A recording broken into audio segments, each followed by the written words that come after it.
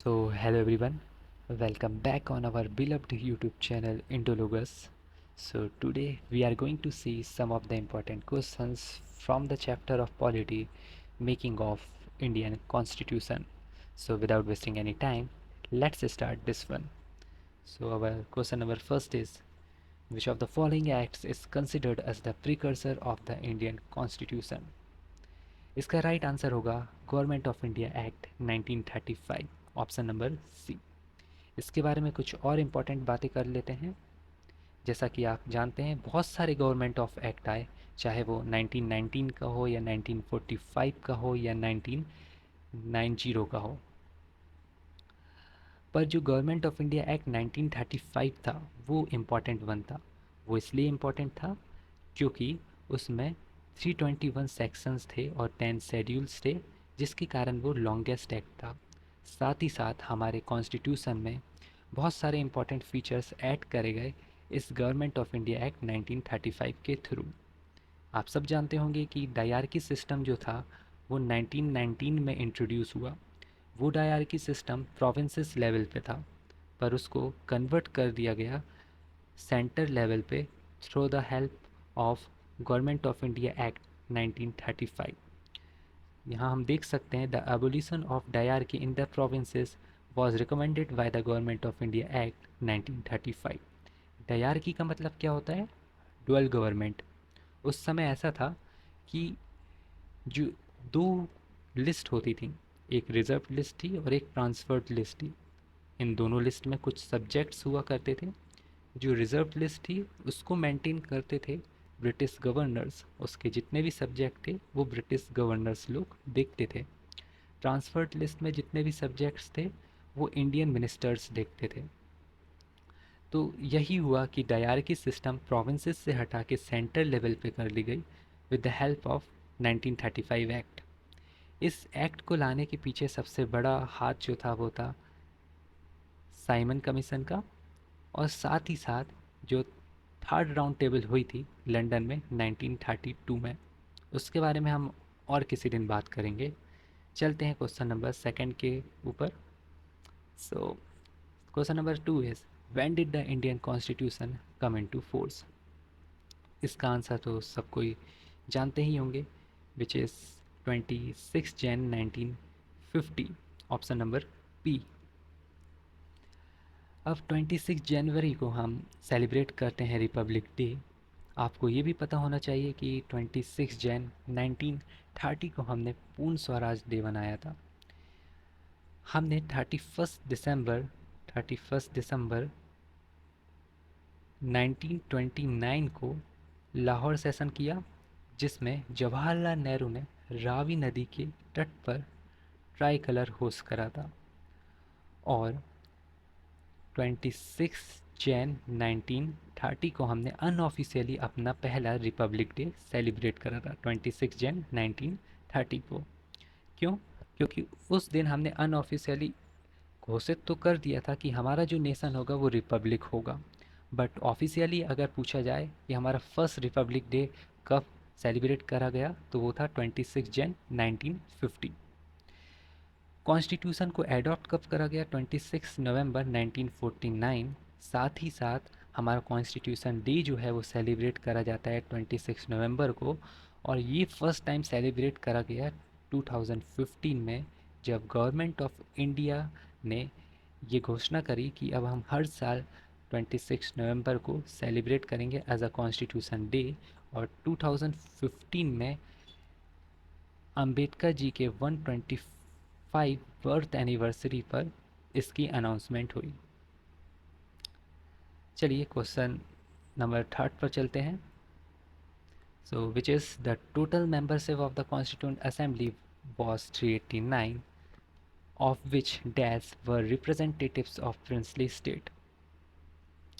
इसका right answer होगा option number सी 93। देखिए, जो हमारी कॉन्स्टिट्यूंट असेंबली थी उसके टोटल मेंबर्स तो 389 थे, पर उनमें 292 तो हमारे रिप्रेजेंटेटिव्स थे, कहाँ के? प्रोविंसेस के। और 93 जो थे वो थे प्रिंसली स्टेट्स थे। और जो 4 जो थे वो हमारे थे चीफ कमिश्नर प्रोविंसेस ऑफ कहाँ के? दिल्ली के, कुर्ग के, अजमेर के, मेरवाड़ा के और ब्रिटिश बलूचिस्तान के, क्योंकि जो ब्रिटिश टेरिटरी थी वो हमारी बलूचिस्तान तक फैली थी, इसलिए उस समय के बलूचिस्तान को ब्रिटिश बलूचिस्तान बोलते थे। Next question is when was the interim government formed? इसका राइट आंसर तो यहीं पर हमें दिख रहा है, which is option number C, 2 सितंबर 1946। और बातें करते हैं इसके ऊपर। इंटरिम गवर्नमेंट जो फॉर्म हुई थी उसका पर्पस ये था कि जब ब्रिटिशर्स जा रहे थे ना, तो वो समझा सकें इंडियन सिटीजन्स को, जो कि उस समय बहुत इंपॉर्टेंट रोल प्ले कर रहे थे। कहीं ना कहीं वो आने वाले मिनिस्टर्स बनने वाले थे न्यू गवर्नमेंट में, कि कैसे हैंडल करना है एवरीथिंग। ओके, क्या टेरिटरी होगी, कैसे हैंडल आपको करना है। तो वो एक तरीके से टेम्पररी गवर्नमेंट थी, इंटरिम गवर्नमेंट। वो इस्टेब्लिश हुई थी 2 सितंबर 1946 में। और वो चली कब तक? जब तक इंडिया को जो है वो इंडिपेंडेंसी नहीं मिल गई, जब तक। और जो लास्ट वाइसरॉय और गवर्नर थे वो थे लॉर्ड माउंटबेटन। कुछ इंपॉर्टेंट मेंबर भी थे हमारे इस इंटरिम गवर्नमेंट में, जैसे जवाहरलाल नेहरू जी, जो कि देख रहे थे डिपार्टमेंट या portfolio of external affairs. Vallabh भाई पटेल, जो कि होम इंफॉर्मेशन देख रहे थे। राजेंद्र प्रसाद, जो कि food and agriculture. Baldev Singh, defence. Jagjivan Ram, labour. और ये पूरी लिस्ट है, आप पोस्ट कर कर इसे पढ़ भी सकते हैं। So next question is who was selected as temporary president before election? The right answer will be option number A, Sachidanand Sinha. देखिए, प्रेसिडेंट आफ्टर इलेक्शन कौन हुए? हमारे नेशन के first president Rajendra Prasad. But before election जो temporary president थे वो थे Sachchidanand Sinha ji. Vice president VT Krishnamachari and S C Mukherjee थे। कुछ की फैक्ट्स यहाँ पर जान लेते हैं। जैसे जो हमारा कॉन्स्टिट्यूशन था उसको इंग्लिश में लिखने वाले और कोई नहीं, प्रेम बिहारी जी थे। हिंदी में लिखने वाले वसंत कृष्णन वैद्य जी थे। और उसको डेकोरेट करने वाले कौन थे? उसको डेकोरेट करने वाले थे नंदलाल बोस जी। नंदलाल बोस, जिन्होंने हिंदी और इंग्लिश दोनों लैंग्वेजेस के जो कॉन्स्टिट्यूशन था उसको डेकोरेट किया था। नेक्स्ट क्वेश्चन पे चलते हैं। Who among the following was a member of the drafting committee of the Constituent Assembly? सो इसका राइट आंसर होगा ऑप्शन नंबर सी, के एम मुंशी जी। जो हमारी ड्राफ्टिंग कमेटी थी वो सेटअप हुई थी 29 अगस्त 1947 को। टोटल नंबर ऑफ मेंबर्स उसमें 7 थे। इनके बारे में पता होना चाहिए, क्योंकि बहुत सारे PYQs में इनके नाम पूछ लेता है। किसी एक मेंबर का नाम देगा और 3 जो है ऑप्शन वो नॉन मेंबर के रहेंगे। आपको पिकअप करना पड़ता है कौन सा मेंबर ड्राफ्टिंग कमेटी में था, कौन सा नहीं था। गोपाल स्वामी अय्यर जी थे, अयंगार जी थे, अलादी कृष्ण स्वामी अय्यर थे, के एम मुंशी जी थे, मोहम्मद सदुल्ला था, सदुल्ला जी थे, और VL मित्तर जी, जिनको बाद में रिप्लेस कर दिया गया एन माधव जी के थ्रू। और DP खैतान जी थे, जिनको बाद में रिप्लेस कर दिया गया TT कृष्णमाचारी जी के through. Next question is how many women members were there in the Constituent Assembly that made the Constitution of India? इसका राइट आंसर होगा ऑप्शन नंबर सी, 15। तो पीछे भी हमने देखा कि हमारे कॉन्स्टिट्यूंट असेंबली में टोटल कितने मेंबर्स थे। उनमें से 15 जो थे वो वुमेन थे। 15 वुमेन थी हमारे कॉन्स्टिट्यूंट असेंबली में। अब इन 15 का नाम याद करना तो थोड़ा टफ हो जाता है, पर कुछ कुछ का नाम हमें याद होना चाहिए। जैसे इम्पोर्टेंट इनमें से कौन हो जाएगा? सरोजिनी नायडू जी, सुचिता कृपलानी जी हो जाएंगी, विजय लक्ष्मी पंडित जी भी हो जाएंगी। सुचिता कृपलानी जो कि फर्स्ट फीमेल चीफ मिनिस्टर भी रहीं यूपी की। और इसमें हंसा जीवराज मेहता जी भी, कमला चौधरी, और अम्मू स्वामीनाथन और एनी मास्कैरिन। बाकी आप 15 मेंबर्स को रिकॉल भी कर सकते हैं इनका स्क्रीनशॉट लेके। जितनी बार देखेंगे हम इस पूरी लिस्ट को, उतनी बार हम उसे अच्छे से रिकॉल कर पाएंगे। Next question is, who among the following moved objective resolution in the constituent assembly? So इसका राइट आंसर होगा option number D, Jawaharlal Nehru. अब जो ऑब्जेक्टिव रेजोल्यूशन था वो 13 दिसंबर 1946 को लाया जाता है, किसके थ्रू? जवाहरलाल नेहरू जी के थ्रू। ओके, वो ऑब्जेक्टिव रेजोल्यूशन लाया गया, बाद में उसी को हमने कहीं ना कहीं प्रेमबल नाम दे दिया। और ये जो रेजोल्यूशन था वो अनएनिमसली एडॉप्ट करा गया असेंबली में ऑन 22 जन 1947। यहाँ पर एक बात याद रखने की ज़रूरत है, जो ऑब्जेक्टिव रेजोल्यूशन था, ठीक है, वो पास हुआ जवाहरलाल नेहरू जी के थ्रू, बाद में उसी को हमने एक्सेप्ट करा प्रेमबल के रूप में, प्रेमबल ऑफ आवर कॉन्स्टिट्यूशन। यहाँ पर टोटल कमिटीज़ भी बनी उस समय, जो 8 कमिटीज़ थी वो मेजर थी, और जो 13 कमिटीज़ थी वो माइनर कमिटीज़ थी। Next question is, the first session of constituent assembly of India was held in which of the following cities? So जो हमारा फर्स्ट सेशन था कॉन्स्टिट्यूंट असेंबली का, वो हेल्ड हुआ दिल्ली में। और फर्स्ट मीटिंग कॉन्स्टिट्यूंट असेंबली की हेल्ड होती है दिल्ली में 9 दिसंबर 1946, 1946 में। और जो फाइनल ड्राफ्ट था वो प्रेजेंट करा गया अंबेडकर जी के through on 4 November 1948 from the Bengal constituency. Okay, so आपकी जो फर्स्ट मीटिंग है वो हो रही है, फर्स्ट सेशन हो रहा है दिल्ली में, और जो फाइनल ड्राफ्ट है वो प्रेजेंट कौन कर रहा है? अंबेडकर जी कर रहे हैं 4 नवंबर 1948 को बंगाल कॉन्स्टिट्यूंसी से। Next question is, G.V.. Mavlankar was the chairman of the dash of the Constituent Assembly of India. इसका राइट आंसर क्या होगा?